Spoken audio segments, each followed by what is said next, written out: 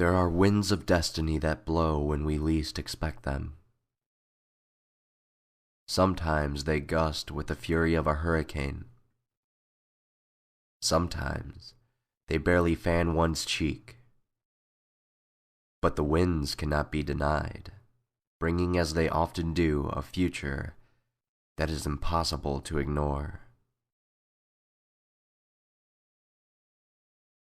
Do you remember your 6th birthday?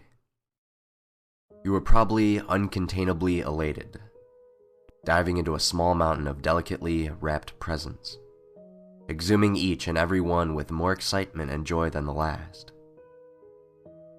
Maybe you remember sitting in a dark room, lit only by the faint incandescence of 6 glowing candles, giggling and kicking your feet as your entire family sung to you, before blowing them all out and making your wish. Or perhaps you have fond memories of being chased around the house by a firing squad of party poppers, becoming almost entombed in a cascade of tinsel and confetti, much to your delight. I truly hope that that is the case. If it is, I am happy for you, and I'm glad your early years were filled with happiness. Unfortunately, I remember turning 6 for an entirely different reason. Don't get me wrong, my 6th birthday party was great. Probably. I don't really remember it, so I can't tell you. I do recall eating smashed cake from off the top of my head, if that's any indication. And it was real windy that day, like gale force.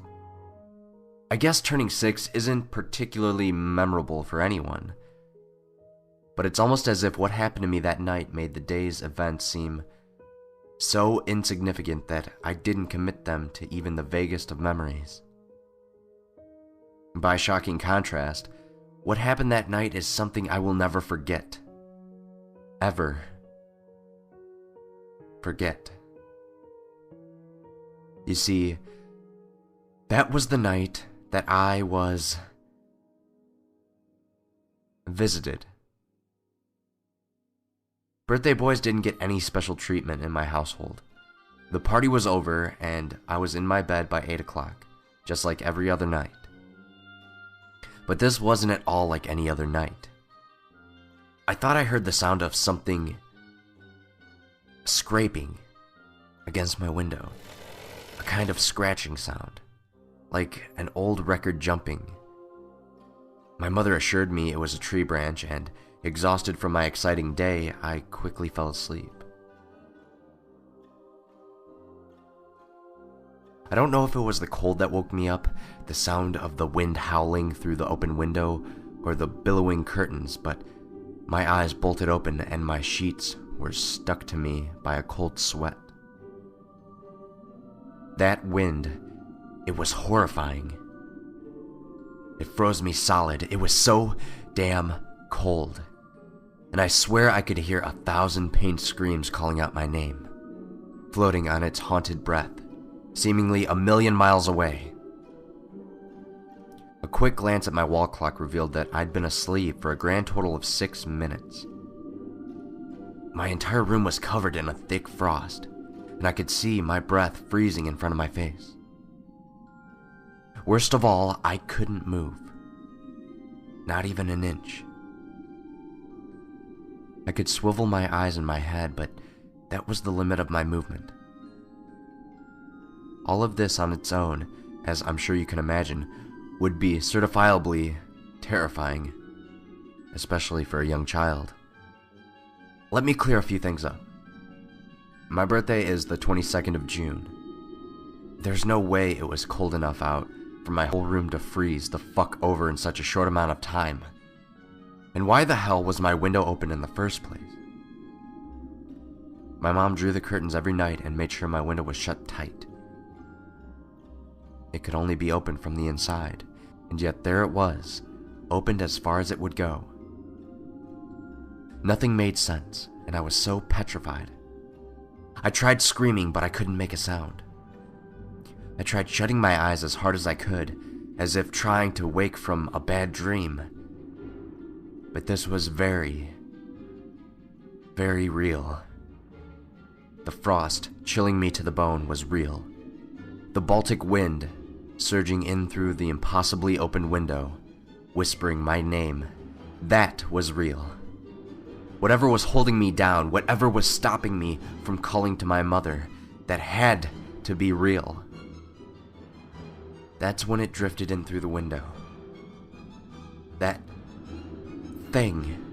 And believe me, I've prayed every night since that he isn't real. The first thing I noticed was his head, or what little of it there was.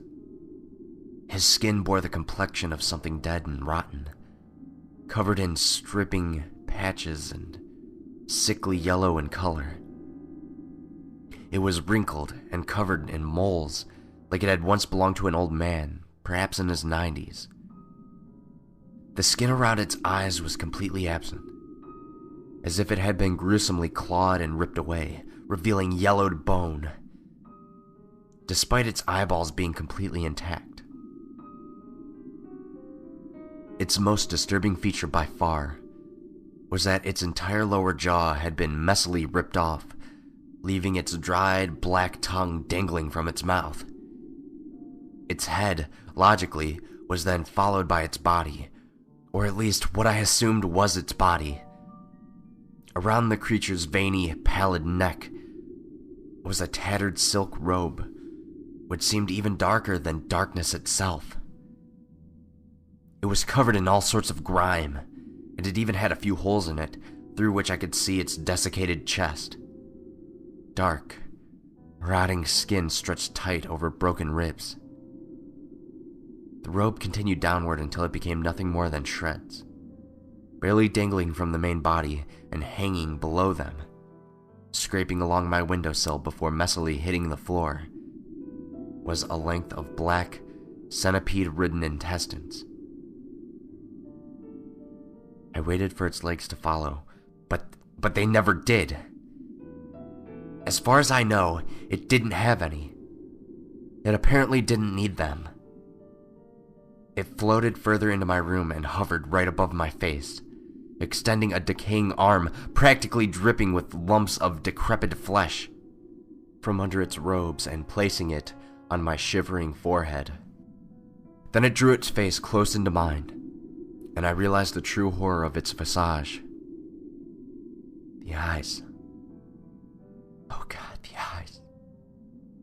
They weren't coal black, like an animal's, and no, I didn't see an eternity of endless suffering behind them, or my future, or the meaning of the universe. They were just a pair of perfectly normal, grassy green eyes. They seemed fresh and young compared to the rest of its body, at least. Almost like a child's eyes, wet and glistening. That was the most disturbing part. Something so vile, something so rancid and abhorrent, and yet it possessed the most beautiful human eyes I've ever seen. Something so wicked shouldn't have eyes like that. It's just wrong. It lowered itself to my side, producing another arm. This one split directly down the middle, as if it had been sawed in half, and placed one bony hand on either side of my ear. Then it started whispering, in angry, cursing tones, but as gently and as subtly as a gust of wind on a summer's day. Even without a jaw, it could speak. Likely in the same way it could move without its legs. But I still smelt the sour stench of death on its breath as its ice-cold wheeze brushed against my ear.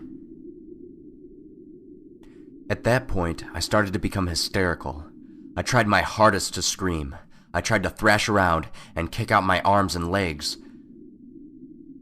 But I was still paralyzed, frozen under that thing's will.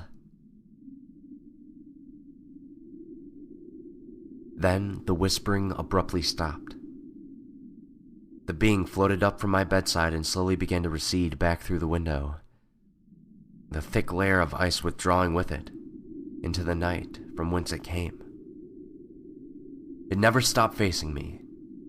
Its icy glare never released its hold on me, not until its entire body had become invisible in the darkness outside my house.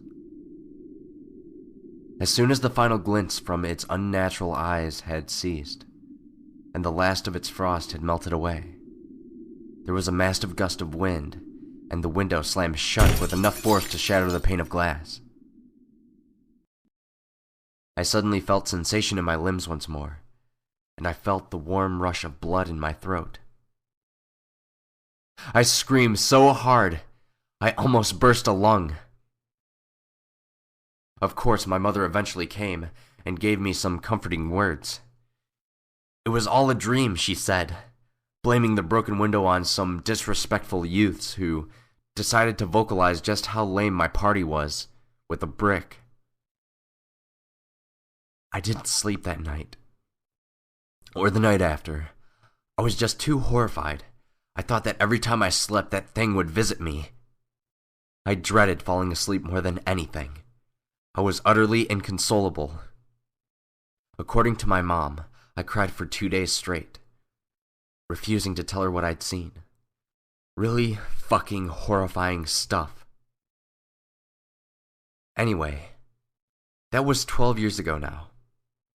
I eventually recovered, but I never truly forgot what happened that night, despite never seeing the apparition again. I've been to several doctors, and they've all given me the same diagnosis: sleep paralysis. It's not uncommon to visualize terrifying images while in this state, they told me. For a while, I actually believed that it had all been some vivid hallucination. But I know that's not true. I was also completely unable to recall what the specter had whispered me that night. Maybe it was because I completely ignored what the fuck it was saying. I was just trying to find a way to wake up from that living nightmare. But some of the psychologists suggest that I had blocked the memory from my mind to prevent my brain from further trauma. I even tried being hypnotized to see if I could coax it out from the recesses of my subconscious. But it was all fruitless in the end. That's the end of the story, more or less. I'm sorry it doesn't have more of a satisfying conclusion, like the thing snatching my throat out and drinking my blood, or dragging me into the depths of hell. This is something that has seriously affected my life, and I hope you can appreciate that it is something that, to me at least, is chilling to the very soul. There is one thing, however, that I must add. Admittedly, it's the reason I took to writing this all up in the first place. I just can't get it out of my head. When I woke up this morning, this chant, I guess, was ringing in my head, reverberating in my mind. I was practically singing it in the shower. Only when I stopped to actually listen to what I was saying did it strike me.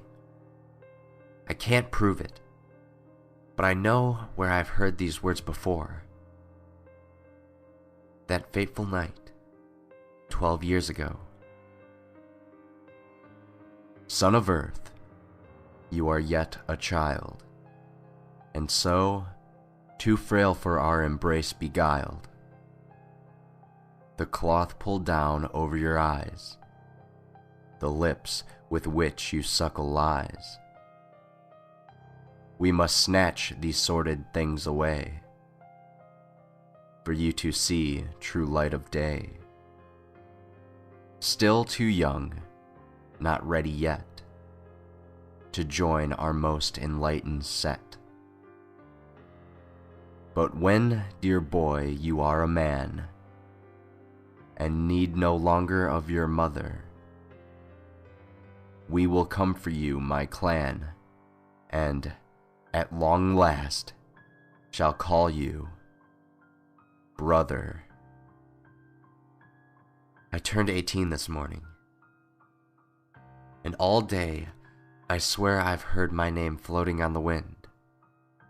Closer now, and angrier.